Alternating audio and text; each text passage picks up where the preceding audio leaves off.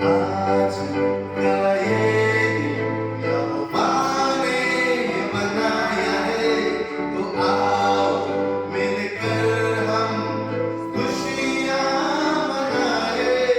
आओ, आज का ये दिन यहोवा ने बनाया है, तो आओ मिलकर हम खुशियाँ मनाए। आओ,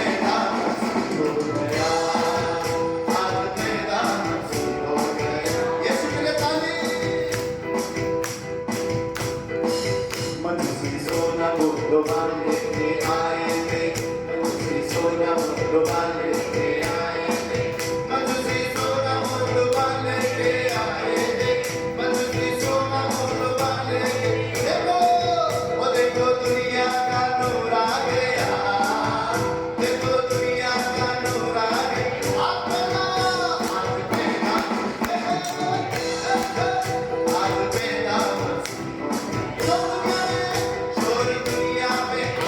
शोर दुनिया में हो गया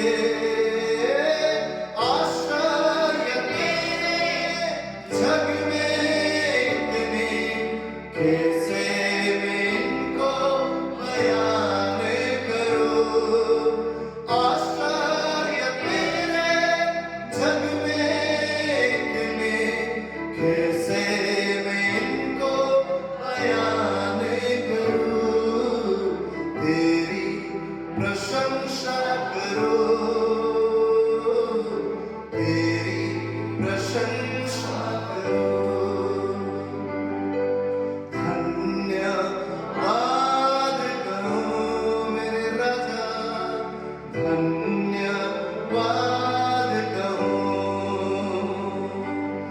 धन्यवाद कहो।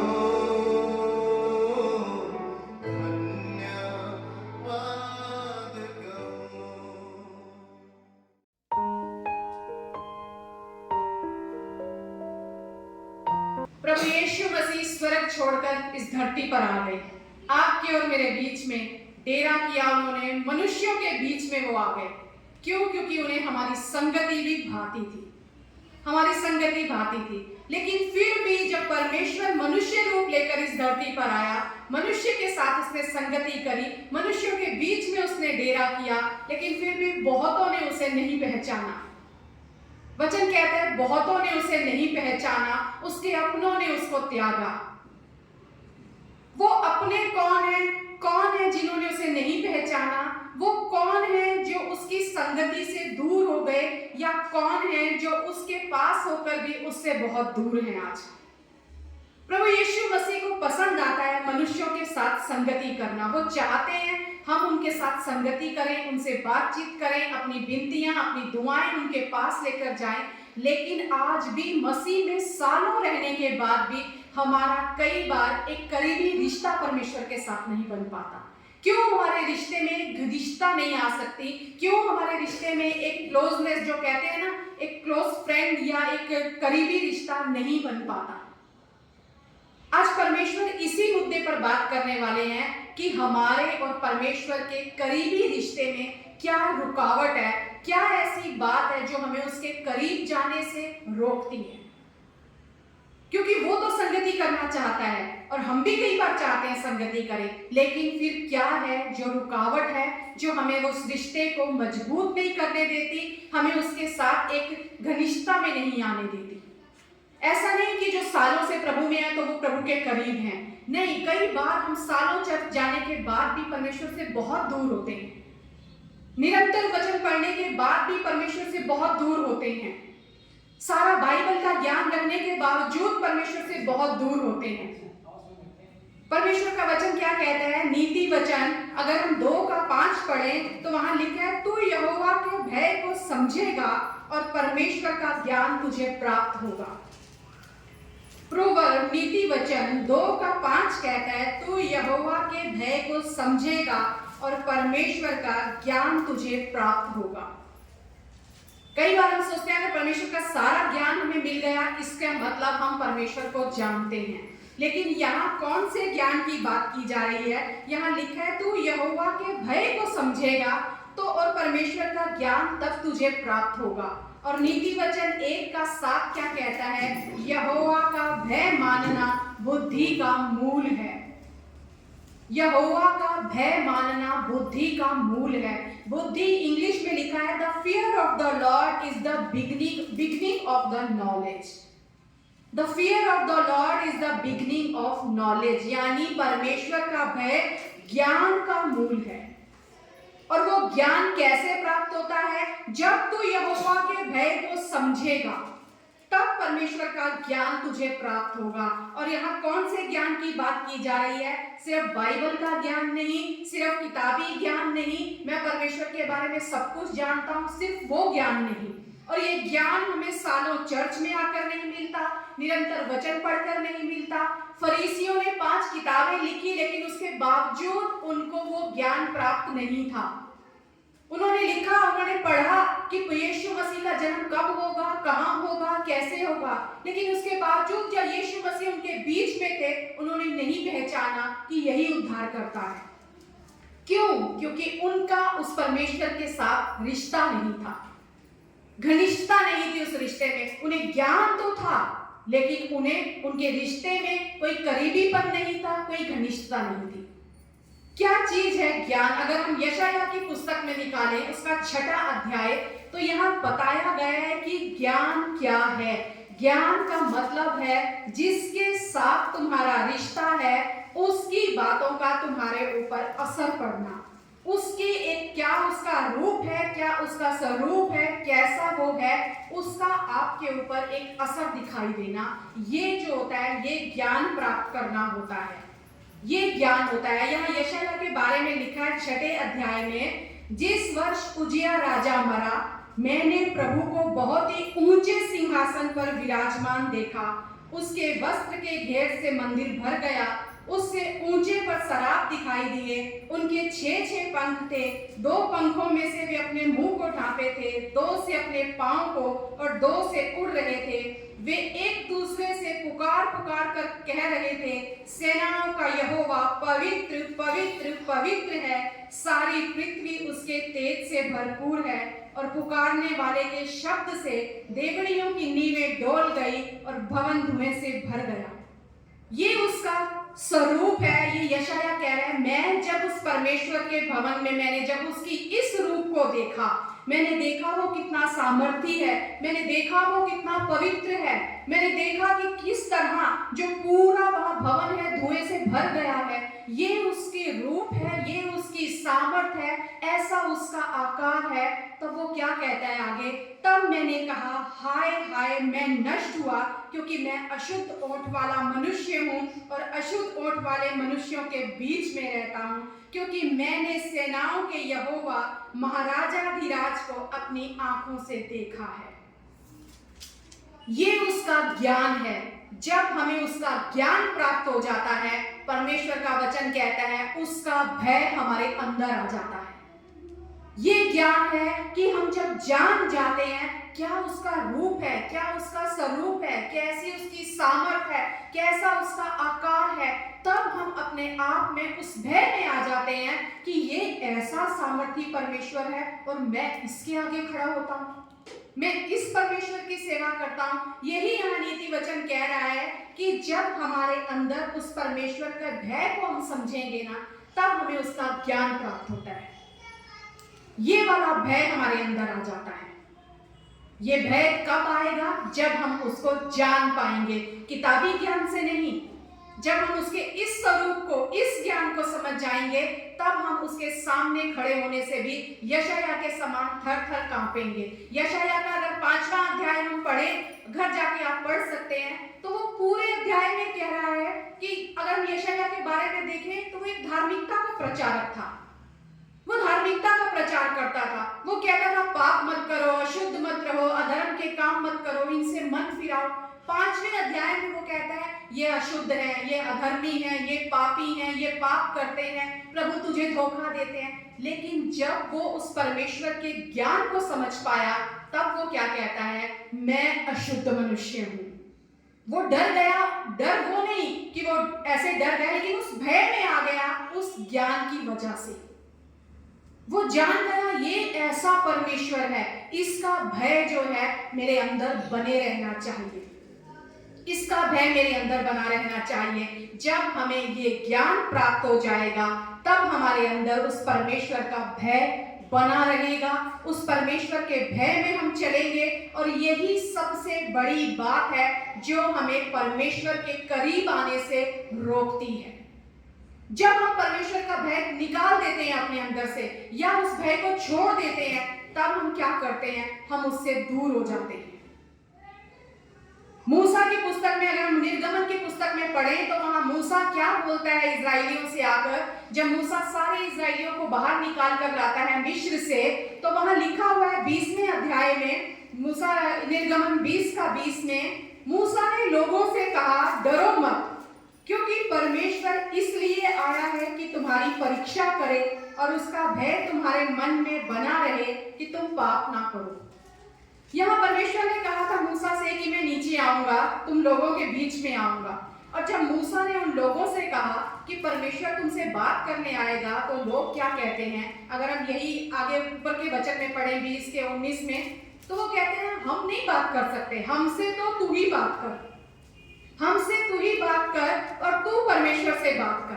तब मूसा क्या कहते हैं उन्हें, वो कहते हैं कि अगर हमने बात की ना, हम मर जाएंगे अगर हम उसके सामने गए, तो हम नहीं बात कर सकते। तब मूसा कहता है तुम डरो मत, क्योंकि परमेश्वर इसलिए आया है कि तुम्हारी परीक्षा करे।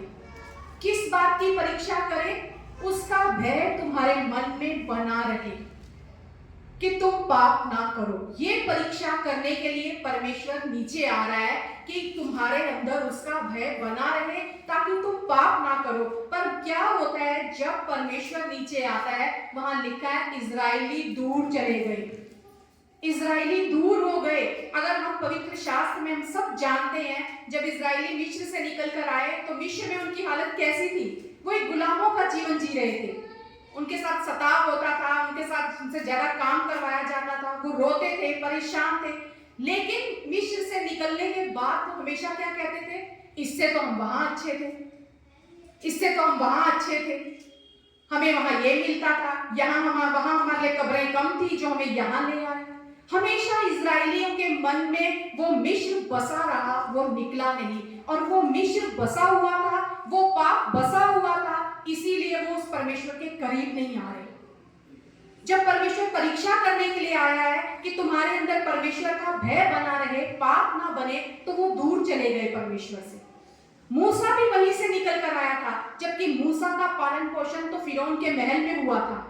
अच्छा खाना पीना, अच्छा रहन सहन, पूरा महल में रह रहा है तो राज की ठाट बाट से रहा। लेकिन मूसा ने कभी नहीं कहा इससे तो मैं वहां अच्छा था। क्यों? क्योंकि मूसा के अंदर परमेश्वर का भय था। वचन बताता है निर्गमन 20 के 21 में, वे लोग दूर ही खड़े रहे।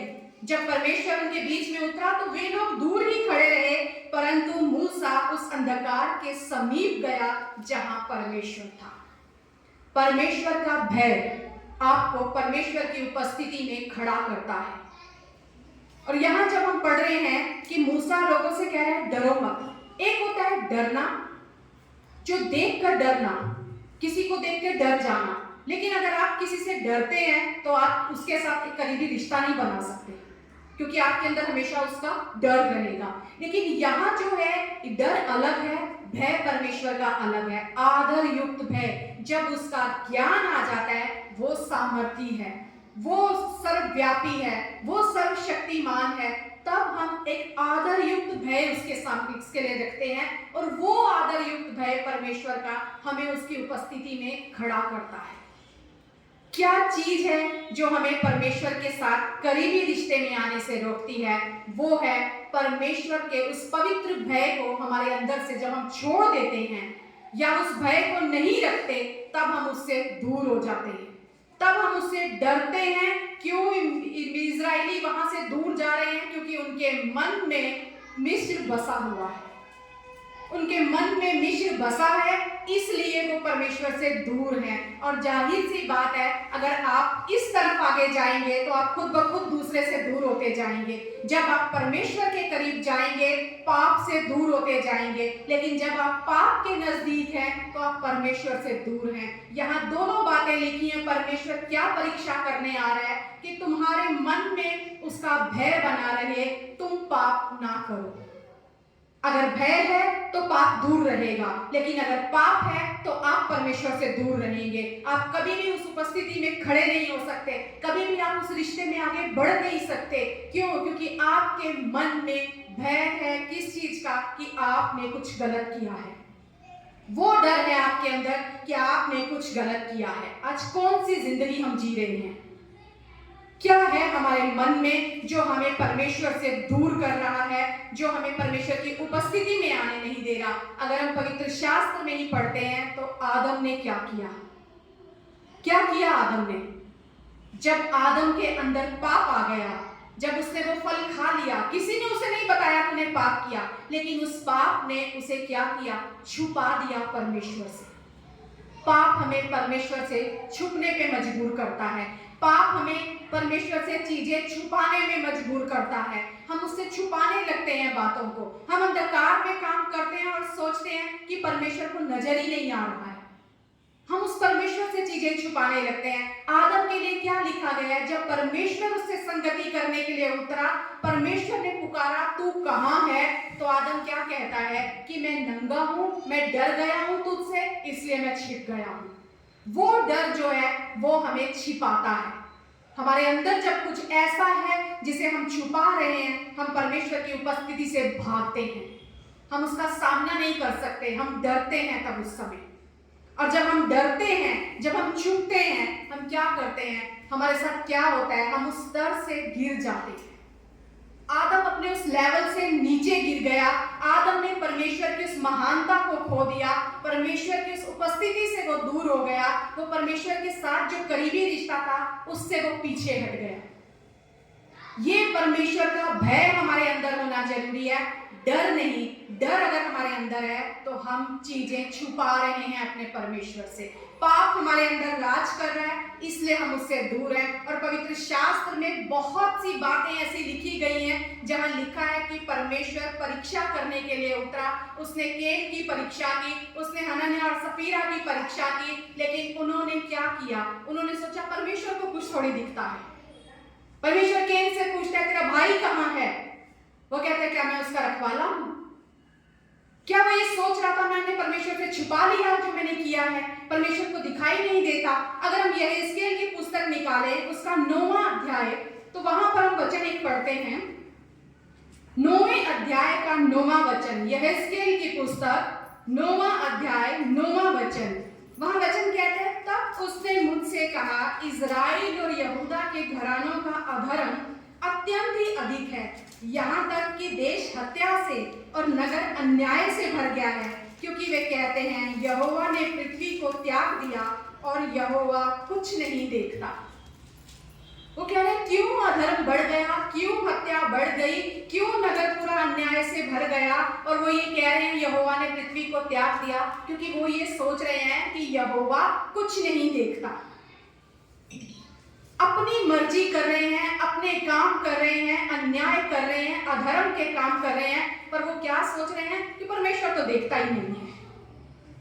उनके मन में ये चल रहा है कि परमेश्वर नहीं देखता। हम अपनी सोच में सोच सकते हैं कि परमेश्वर कुछ नहीं देखता, लेकिन परमेश्वर सब कुछ देखता है। यशायाह ने उस ज्ञान को प्राप्त कर लिया, इसीलिए वो अपने आपे में उसी समय आ गया कि मैं अधर्मी हूं प्रभु, लोग नहीं, लोगों को भी तू देखता है, लेकिन सबसे पहले मैं अशुद्ध व्यक्ति हूं। वो उस ज्ञान को प्राप्त कर लिया। परमेश्वर का भय जब हमारे अंदर आएगा हम उस ज्ञान को प्राप्त कर सकते हैं, और वो ज्ञान जब हमारे अंदर प्राप्त हो जाता है तब हम उसके साथ करीबी रिश्ता बना सकते हैं। अगर हमारे अंदर डर है तो जाहिर सी बात है डर हमारे अंदर तभी आता है जब हमारे अंदर पाप है, जब हमारे अंदर हम बातें ऐसी हैं जिसे हम परमेश्वर से छुपा रहे हैं और हम ये सोच रहे हैं उसे कुछ नहीं दिखता, परमेश्वर कुछ नहीं देखता। यहाँ वचन क्या कह रहा है? परमेश्वर कुछ नहीं देखता। वो कह रहा है वो पाप पर पाप करते जा रहे हैं, नगर अन्याय से भर गया है, अधर्म हो रहा है, लेकिन उसके बावजूद वो क्या सोच रहे हैं? परमेश्वर कुछ नहीं देखता। यहेजकेल के 14 अध्याय के अगर 3रे वचन में हम देखें तो वहां क्या लिखा है? हे मनुष्य के संतान, इन पुरुषों ने तो अपनी मूर्ति अपने मन में स्थापित की और अपने अधर्म की ठोकर अपने सामने रखी है, फिर क्या वे मुझसे कुछ भी पूछने पाएंगे? अगर हम इस यहाँ पे देखें 14वें अध्याय के शुरुआत में, तो यहाँ पे क्या है? इजराइल के कुछ पुरनिये मेरे पास आकर मेरे सामने बैठ गए, तब यहोवा का यह वचन मेरे पास पहुंचा। पुरनियों के लिए परमेश्वर ये बात कह रहा है कि वो आके तो वहां बैठे हैं, लेकिन उनके मन में अधर्म की मूर्तें हैं, उनके मन में उन्होंने खुद ही को स्थापित की हैं। कहाँ स्थापित की हुई हैं? अपने मन में। और परमेश्वर क्या कह रहा है? तुम्हारे मन में क्या होना चाहिए? परमेश्वर का भय, परमेश्वर का भय होना चाहिए, लेकिन उन्होंने मन में ये मूर्तें स्थापित की हैं और वो कह रहे हैं ये क्या है? अपने अधर्म की ठोकर अपने सामने रखी है, वो ही इसी से ठोकर खाएंगे। और आगे वचन कहता है वे मुझसे कुछ पूछने भी पाएंगे। जब अगर मन में उनके पाप है, मन में ये मूर्तें हैं, वो मेरे निकट नहीं आ सकेंगे, वो मेरे पास आकर कुछ नहीं मांग सकेंगे, वो मेरे पास मेरा सामना नहीं कर सकेंगे, क्योंकि उनके मन में मूर्तें बनी हुई हैं। कुलुस्सियों 3:5 में अगर हम पढ़े तो वहां लिखा है कौन सी मूर्तें हैं जो आज हमारे मन में बसी हुई हैं। इसलिए अपने उन अंगों को मार डालो जो पृथ्वी पर है, अर्थात व्यभिचार, अशुद्धता, दुष्कामना, बुरी लालसा और लोभ को जो मूर्ति पूजा के बराबर है। कौन कौन सी हैं? पृथ्वी पर क्या है हमारे अंदर? व्यभिचार, अशुद्धता, दुष्कामना, बुरी लालसा, लोभ जो मूर्ति पूजा के बराबर है। अगर ये हमारे अंदर बसा हुआ है तो हम परमेश्वर के निकट नहीं जा सकते। ये हमें रोकता है उसकी उपस्थिति में आने से, उसके साथ करीबी रिश्ता बनाने से। ये डर आपको परमेश्वर से दूर करता है और परमेश्वर का भय आपको परमेश्वर की उपस्थिति में खड़ा करता है, उसके समीप लाता है। इजरायली दूर खड़े हैं क्योंकि उनके मन में वो मूर्तें बसी हुई हैं, और मूसा उस अंधकार में से परमेश्वर के समीप गया क्योंकि उसके अंदर परमेश्वर का भय है, उसके अंदर परमेश्वर का भय है। यशायाह 66 के 2 में लिखा हुआ है कि जब परमेश्वर का भय हमारे अंदर आता है, ये तो एक डर है, हमने पहले पढ़ा कि डर हमें किस तरह दूर करता है, और वो डर हमारे जीवन में अंत को ही लेकर आता है, मृत्यु को लेकर आता है, एक आत्मिक मौत। नए नियम में हनन्याह सफीरा के साथ क्या हुआ? वो शारीरिक मौत भी मरे, क्योंकि जो वो कर रहे थे उन्होंने क्या सोचा, परमेश्वर कौन सा देखता है। कैन क्या समझ रहा था, परमेश्वर को बड़ा पता चलेगा जो मैंने किया है, मैंने तो छुपा दिया, सब कुछ मैंने छुपा दिया, यानी सबसे छुप गया। अगर हम एक वचन पढ़े लूका 12 में, तो 12 के 2 में क्या लिखा है? कुछ ढका नहीं जो खोला ना जाएगा, और ना कुछ छिपा है जो जाना ना जाएगा। आजकल तो आप लोगों से भी कुछ छिपा नहीं सकते, उनको भी पता चल जाता है, तो क्या हम परमेश्वर से कुछ छिपा सकते हैं? क्या हम परमेश्वर से छिपा सकते हैं? वही लोग बातों को छुपाते हैं, या वही लोग ये समझते हैं हम छुपा सकते हैं, जो ये उस उपस्थिति में या उस परमेश्वर के ज्ञान को प्राप्त नहीं कर पाए हैं। जो ज्ञान को प्राप्त, आपको सालों चाहे प्रभु में हुए समय बीत चुका हो, आप धर्मी हो सकते हैं, लेकिन अगर परमेश्वर का भय आपके अंदर नहीं है ना, आप उस उपस्थिति में नहीं पहुंच सकते, आप वहां उस करीबी रिश्ते में नहीं पहुंच सकते परमेश्वर के। अगर आप बातें छुपा रहे हैं, एक जाहिर सी बात है, अगर आप बातें छुपा रहे हैं, आप अपने परमेश्वर का ज्ञान नहीं रखते, क्योंकि आप नहीं जानते वो कौन है, वो सर्वव्यापी है। यहाँ क्या कह रहा है लूका 12 के 3 में? इसलिए जो कुछ तुमने अंधेरे में कहा है वह उजियाले में सुना जाएगा, और जो तुमने कोठरियों में कानों कान कहा है वह छत पर से प्रचार किया जाएगा। यीशु मसीह जगत की ज्योति है, भोर का तारा है। अभी भाई ने भी एक्सप्लेन किया क्यों तारा ही था, क्योंकि अंधकार में तारा ही चमकता है, और यही प्रभु यीशु मसीह जो जगत की ज्योति है, वो अंधकार को मिटाने के लिए आया। जहां प्रकाश है वहां अंधकार नहीं टिक सकता, जहां प्रकाश नहीं है वहीं अंधकार है, और जो हमारे अंदर ज्योति नहीं है तभी हमारे अंदर बातें छिप सकती हैं। अगर उजियाला है तो आप कुछ भी छुपा नहीं सकते, वो उजागर हो जाएगा, उजागर हो जाएगा। परमेश्वर का वचन क्या कह रहा है? कुछ ढांपा नहीं, ये कुछ ढका नहीं जो खोला ना जाएगा, और ना कुछ छिपा है जो जाना ना जाएगा। क्यों? अगर आपको उसका ज्ञान प्राप्त है, अगर आपके अंदर उसका प्रकाश है, अगर वो भोर का तारा आपके अंदर है, तो ना तो आप कुछ छुपाएंगे और ना ही आपको कभी लगेगा कि मुझे कुछ छुपाने की जरूरत है, क्योंकि आप जानते हैं मेरा परमेश्वर सब कुछ जानता है, मुझे उसका ज्ञान है। अगर आप बातें छुपा रहे हैं, अगर आप उसकी उपस्थिति में से भाग रहे हैं, अगर आप उससे दूर हैं, जाहिर सी बात है आपके अंदर परमेश्वर का भय नहीं है, आपके अंदर परमेश्वर का भय नहीं है। परमेश्वर का भय आपको परमेश्वर की उपस्थिति के करीब लाता है, और डर, कुछ छुपाया है उसका डर आपको उससे दूर करता है, आपको उससे दूर करता है। क्या फायदे हैं हमारे जीवन में उस खुदा की उपस्थिति में आने के? जब हम उसके करीब आते हैं उसके भी हमारे पास बहुत से फायदे हैं। कई बार हमको जब प्रॉफिट नजर नहीं आता तो हम कहते हैं क्या फायदा क्या है, लेकिन परमेश्वर के पास हमारे लिए इतने वायदे हैं, इतनी योजनाएं हैं, और परमेश्वर कहता है वो लाभ की है, वो लाभ की हैं, यानी सब प्रॉफिट ही प्रॉफिट है आपके लिए जब आप परमेश्वर के करीब आते हैं। और करीब आने का क्या तरीका है? परमेश्वर ने परीक्षा की पवित्र शास्त्र में बहुत से लोगों की, अब्राहम को भी परीक्षा में से गुजरना पड़ा। परमेश्वर ने उनसे कहा मैं नीचे आ रहा हूं, तुम्हारी परीक्षा करूंगा कि तुम्हारे अंदर परमेश्वर का भय बना रहे, ताकि पाप ना तुम करो। और यहाँ परमेश्वर का वचन यशायाह 66 के 2 में क्या लिखा है? यहोवा की यह वाणी है, ये सब वस्तुएं मेरे ही हाथ की बनाई हुई हैं, इसलिए ये सब मेरी ही हैं, परंतु मैं उसी की ओर दृष्टि करूंगा जो दीन और खेदित मन का हो और मेरा वचन सुनकर थरथराता हो, जो मेरा वचन सुनकर थरथराता हो। यहाँ क्या मतलब है इसका? परमेश्वर कह रहे हैं मैं उसकी ओर दृष्टि करूंगा जो मेरा वचन सुनकर थरथराता है।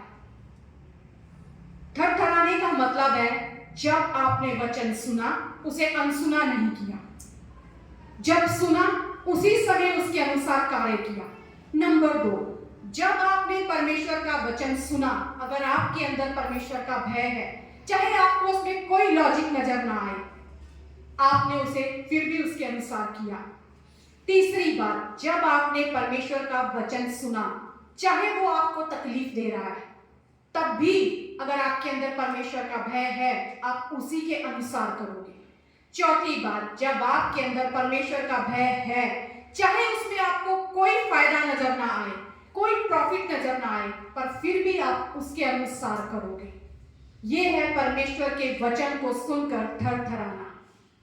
मेरा इसमें कोई फायदा नहीं प्रभु, मुझे समझ नहीं आ रहा है इसका क्यों मैं ये कर रहा हूं, ये मुझे बड़ा तकलीफ दे रहा है प्रभु, लेकिन इसके बावजूद मैं करूंगा क्योंकि मैं तेरे वचन से डरता हूं, क्योंकि मेरे अंदर तेरा भय है परमेश्वर, और तेरे भय के अनुसार मैं इस बात को पूरा कर रहा हूं प्रभु। और ये परीक्षा किसकी की गई? ये परीक्षा की गई अब्राहम की।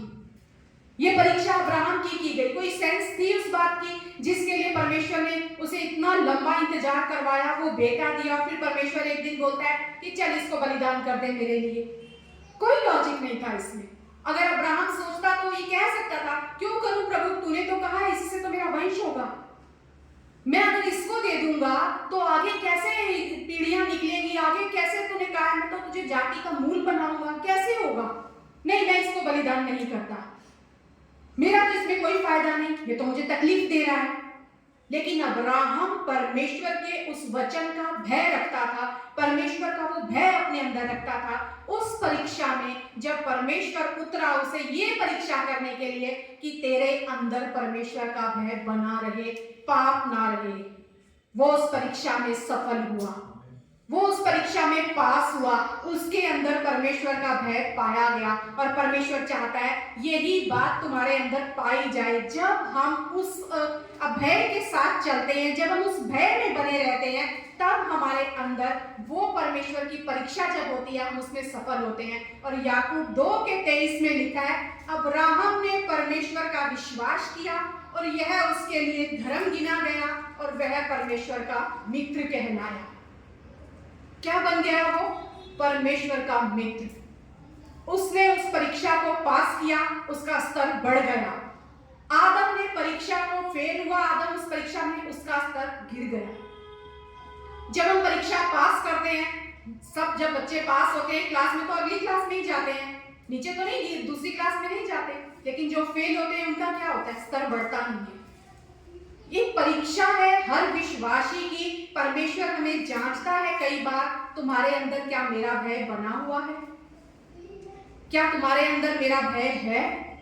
आदम उस परीक्षा में पास हुआ और उसका स्तर बढ़ा। परमेश्वर का वचन कहता है वह परमेश्वर का मित्र गिना गया, परमेश्वर का मित्र कहलाया वो। और अगर हम भजन संहिता 25 पढ़े, 25:14 में, तो वहां लिखा है, यहोवा के भेद को वही जानते हैं जो उससे डरते हैं और वह अपनी वाचा उन पर प्रकट करता है। जब हम परमेश्वर का भय रखते हैं, परमेश्वर अपना सीक्रेट हमारे ऊपर उजागर करता है, वो अपना सीक्रेट हमारे ऊपर उजागर करता है। कितने हैं यहाँ जो अपना सीक्रेट उजागर करते हैं किसी पर? क्या हम सबको अपना सीक्रेट बताते हैं? क्या हमारी गुप्त बातें जो है हम सबके आगे खोल देते हैं? नहीं, हम किसको बताते हैं अपना सीक्रेट? जो हमारा क्लोज फ्रेंड होता है या हमारे रिलेशन में जो क्लोज होता है, जो हमारा सबसे करीबी होता है, उसके साथ ही हम अपनी गुप्त बातें बांटते हैं। क्यों?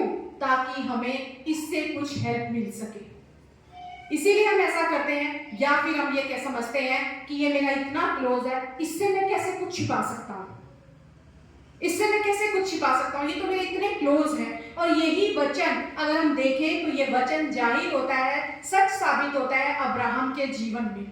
अब्राहम परमेश्वर का मित्र कहलाया, और जब परमेश्वर सदम और गमोरा का नाश करने के लिए उतरे तो उन्होंने क्या कहा अब्राहम से? क्या उन्होंने अपने आप में सोचा कि ये मेरा इतना अच्छा मित्र है, इससे मैं कैसे बातें छुपा सकता हूँ, कैसे मैं अब्राहम से कुछ छुपा कर रख सकता हूँ? वचन कहता है कि परमेश्वर ने कहा, कैसे मैं इससे कुछ छिपा रखूं कि अब्राहम के ऊपर मैं जाहिर ना करूं। उत्पत्ति 18:17 में लिखा हुआ है, तब यहोवा ने कहा, यह जो मैं करता हूं उसे क्या अब्राहम से छिपा रखूं?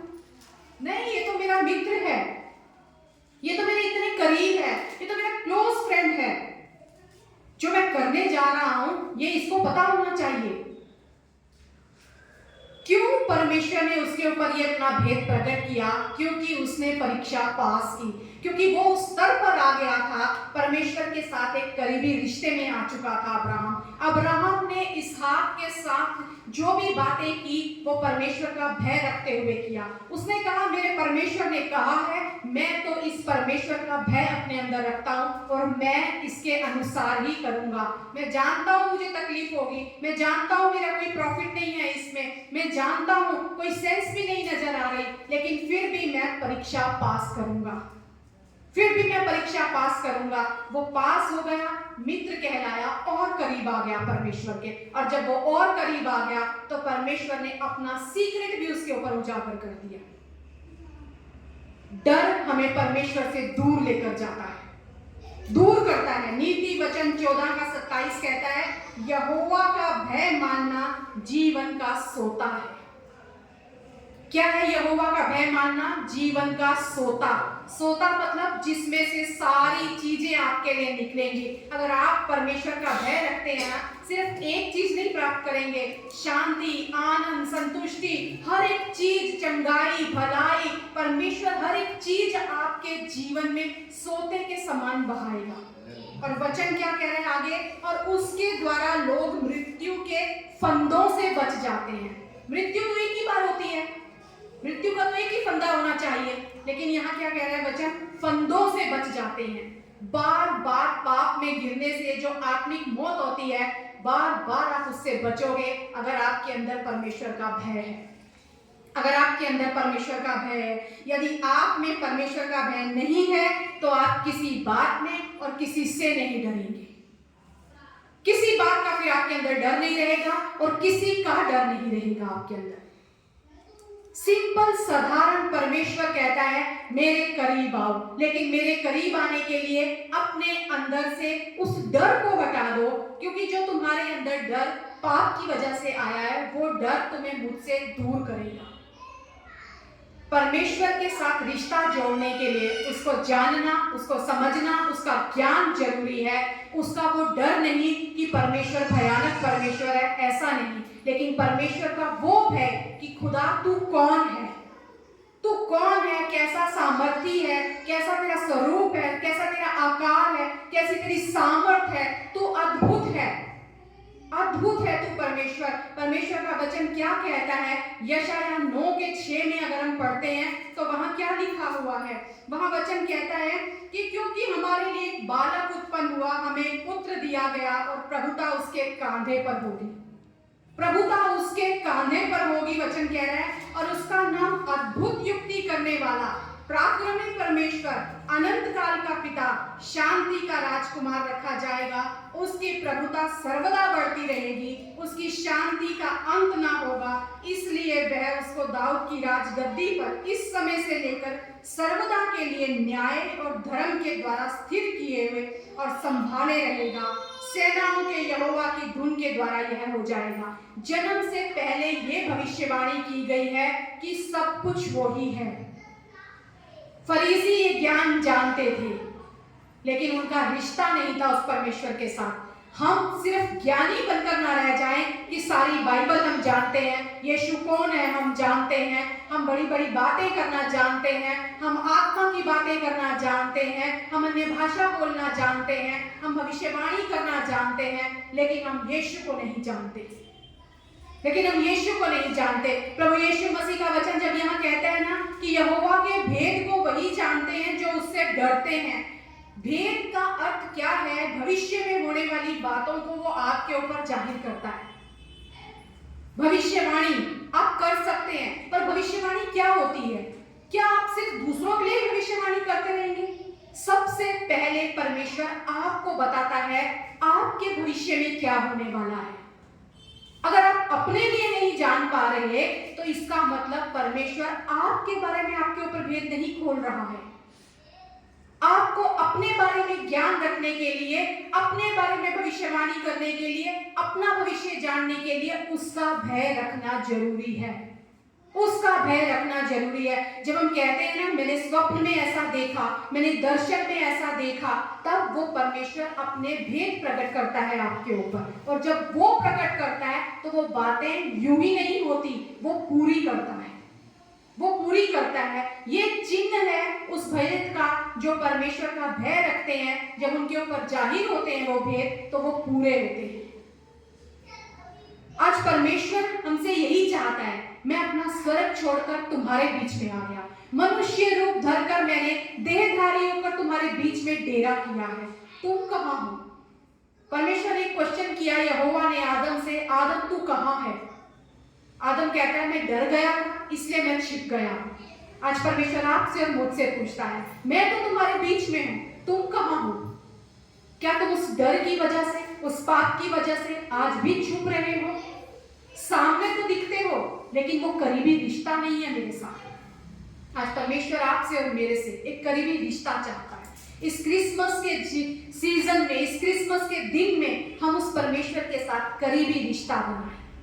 करीबी रिश्ता, सिर्फ ज्ञान नहीं कि यीशु जन्मा था क्रिसमस के दिन, हमने गाना भी गाना है, हमने नाचना भी है, हमने सब कुछ खाना भी है, क्रिसमस ट्री भी लगाना है, लेकिन हम जानते ही नहीं कि वो कैसा स्वरूप धर कर आया है, वो कौन है, वो स्वर्ग छोड़कर हमारे बीच में आया है। उस यीशु का ज्ञान जब हम प्राप्त करेंगे, उसका भय हमारे अंदर रहेगा और वो भय हमें उसकी उपस्थिति में उसके ओर समीप लेकर आएगा। मूसा अंधकार में से होकर परमेश्वर के समीप चला गया और इजराइली जिनके पास मौका था लेकिन उसके बावजूद वो दूर खड़े हैं। अब्राहम परीक्षा में पास होकर उसका मित्र कहलाया और परमेश्वर के भेद को भी परमेश्वर ने उसके ऊपर प्रकट किया।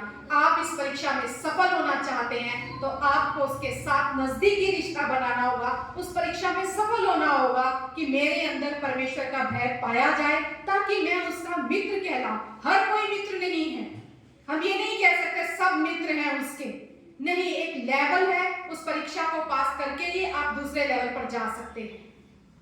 हर कोई मित्र बहुत से तो होंगे आपके, लेकिन क्लोज फ्रेंड नहीं हो सकते आप। एक कोई क्लोज फ्रेंड होता है, उसी के साथ हम अपने गुप्त रहस्य शेयर कर सकते हैं। यीशु मसीह आपको मित्र बनाना चाहते हैं, आपके साथ संगति करना चाहते हैं, अपने भेद आप पर प्रकट करना चाहते हैं। जो रुकावट है हमारे और परमेश्वर के रिश्ते के बीच में आ रही है, हाँ, हमारे साथ वो घनिष्ठ रिश्ता जो हम नहीं बना पा रहे, वो है परमेश्वर के भय को खो देना अंदर से। वो भय जब निकल जाता है, हम हट जाते हैं उस उपस्थिति से, दूर हो जाते हैं। भय हमें, परमेश्वर का भय हमें उसके समीप खड़ा करता है और पाप का डर हमें उससे दूर करता है। तो इस सीजन में, इस पवित्र परमेश्वर के जन्म उत्सव में ये परमेश्वर से दुआ करें कि खुदा हर वो चीज मेरे अंदर से निकल जाए जो मुझे तुझसे दूर करती है। मैं तेरे साथ रिश्ते में बंधना चाहता हूँ, मैं तेरे भेदों को जानना चाहता हूँ, मैं तेरा मित्र बनना चाहता हूँ प्रभु। मैं अपने जीवन में उस जीवन का सोता पाना चाहता हूँ प्रभु। मैं हर बार मृत्यु के फंदे से बचना चाहता हूँ प्रभु यीशु। जब भी मैं तेरे करीब रहूं पिता, मैं जानता हूँ तेरे भेद मुझ पर प्रकट होंगे। मैं नहीं समझ सकता बहुत सी बातें, पर हर आने वाले उस मृत्यु से तू मुझे छुड़ाएगा मेरे प्रभु, तू मुझे बचाएगा। आइए हम खुदा से आज दुआ करें, अपनी आंखों को बंद करें और परमेश्वर से सच्चे हृदय से उस परमेश्वर का भय रखते हुए कहें कि पिता तू आ हमारे जीवन में आज प्रभु। प्रभु यीशु हम दुआ करते हैं पिता परमेश्वर, बहुत हुई तुझसे दूरी मेरे खुदावंद यीशु। आज प्रभु हम चाहते हैं पिता परमेश्वर, जो मूर्तें हमारे मन में हमने स्थापित कर ली है प्रभु यीशु, वो सारी मूर्तें हमारे अंदर से उखड़ जाए मेरे प्रभु यीशु, निकल जाए बाहर पिता परमेश्वर, और होने दे खुदा हमारे अंदर तेरा भय बना रहे प्रभु यीशु। कोई पाप नहीं प्रभु यीशु, कोई लोभ नहीं प्रभु यीशु, दुष्कामना नहीं प्रभु यीशु, व्यभिचार नहीं पिता परमेश्वर, संसारिक अभिलाषाएं नहीं प्रभु यीशु। लेकिन आज हम चाहते हैं मेरे प्रभु यीशु, तेरा भय हमारे अंदर बना रहे पिता परमेश्वर। तेरा भय हमें तेरे निकट लाता है प्रभु यीशु, तेरा भय हमें तेरा मित्र बनाता है पिता परमेश्वर। तेरा भय हमको तेरे भेदों को प्रकट करता है मेरे प्रभु यीशु। यही तूने कहा, जो तेरे भय को समझते हैं वो ज्ञान को प्राप्त करते हैं मेरे प्रभु यीशु। आज होने दे खुदा, हम तेरे उस रूप को देखकर चलना चाहते हैं पिता परमेश्वर, जो छवि तूने यशायाह को दिखा दिखाई प्रभु यीशु, और वो जान पाया कैसा तेरा आकार है प्रभु, कैसा तेरा स्वरूप है पिता। आज हम उसी स्वरूप में बनना चाहते हैं प्रभु यीशु, बढ़ना चाहते हैं पिता परमेश्वर। और प्रभु तेरा भय सबसे बढ़कर प्रभु यीशु, जो भय है तेरा प्रभु यीशु, वही हमारे जीवन में बुद्धि का मूल है पिता। हम दुआ करते हैं मेरे खुदा, आज हमें तू धोकर शुद्ध कर प्रभु यीशु, सारी अशुद्धता निकल जाए, सारा पाप निकल जाए, सारा व्यभिचार निकल जाए प्रभु, और हम तेरे योग्य बनने पाए यीशु। धन्यवाद देते खुदा, धन्यवाद पिता। सारी महिमा आदर गौरव आपके नाम को देते हैं। इस दुआ को यीशु मसीह के सामर्थी नाम से मांग लेते हैं, आमीन।